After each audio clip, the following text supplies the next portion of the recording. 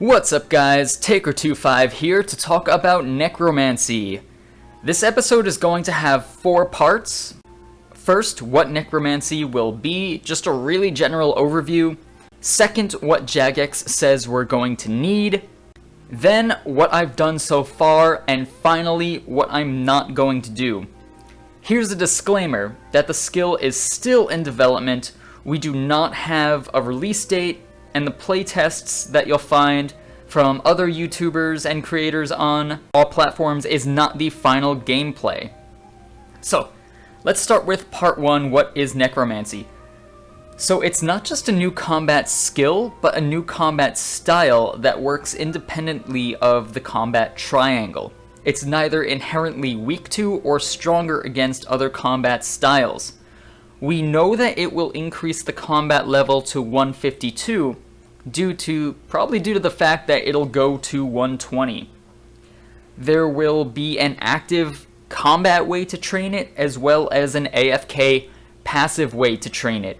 And I'm sure we can expect that the AFK passive way is probably going to be less XP, but also less labor intensive, if you will. So, upon releasing the first look at the skill, Jagex also released a list of items and equipment that you might find useful, especially if you're racing. I'm going to include a link to that in the description. These items include virtually all types of bones, metal bars, subjugation robes, and more. It looks like the bones might be used in rituals. Intuitively, the better bones are probably going to be used for higher tier rituals. I don't think we know yet how many bones we're going to need, so I'm not going crazy buying everything. I'll show you my bank in just a moment. But also, if Necromancy can be trained through combat, you'll be getting bones anyway. So just remember, don't have your bone crusher on you if you're planning on training this, because you're gonna need all those bones. It looks like bars are going to be used for Necro gear. Once again, this is a new combat style, so it is going to have its own gear. Hybrid gear should theoretically work well as well.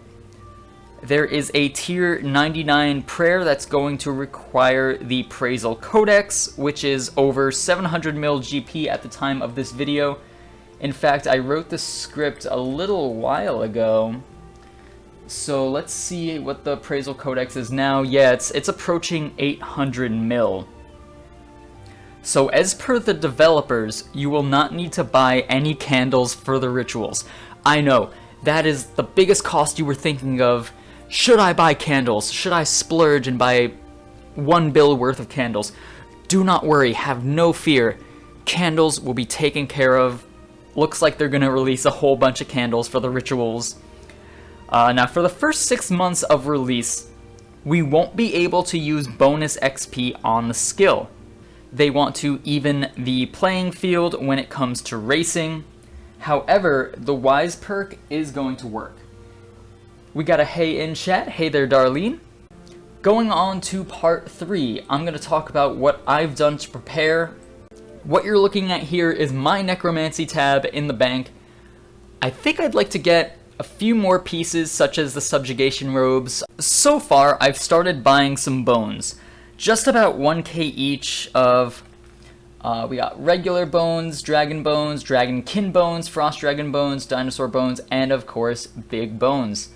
A lot of the big bones that you see here are probably from the Seren spirits, so that's why I have more than 1k. I didn't buy a ton of the super expensive ones. I've also bought a bunch of metal bars, again the lower tier ones, just bronze, steel, iron, and mithril. I've spent some time reading and watching about how this skill is going to be trained. However, all videos stress that this is not final. There are certainly going to be elements added and or subtracted from the skill as it has been shown to us now and as it goes through its development. And finally, I'd like to talk about what I am not doing. Okay, so personally, I'm not racing. That's just a personal preference. I'm still ranked like maybe 90k overall in the high scores.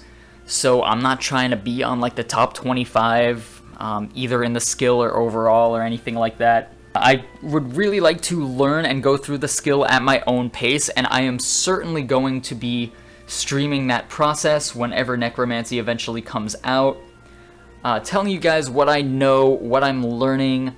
Perhaps you can take a lot away from that.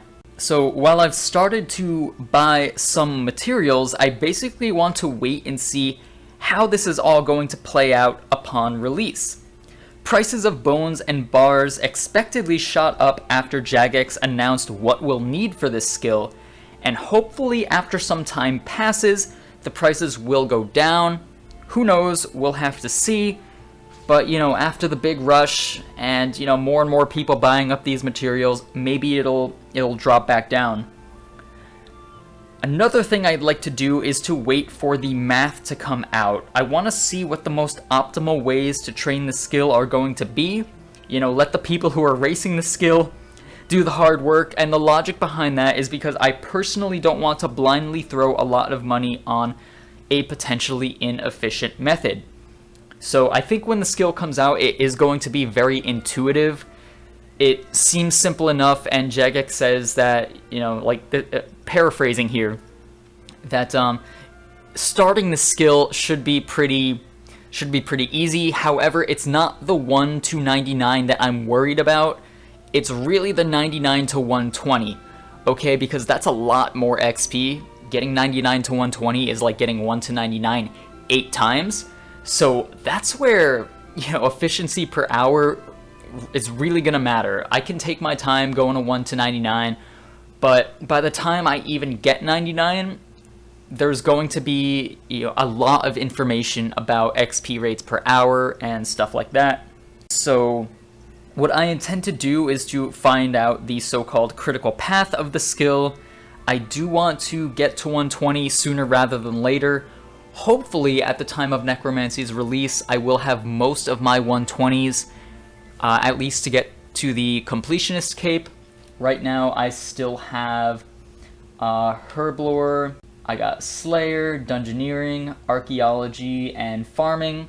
So I should get most of those by the time that Necromancy comes out.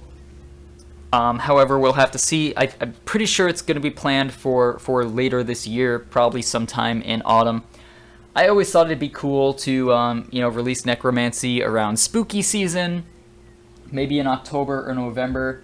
That's what I'm kind of thinking is going to happen, but I've kind of been a hermit for the last 10 days. I was on vacation, then I had to work 4 days in a row, 12-hour shifts.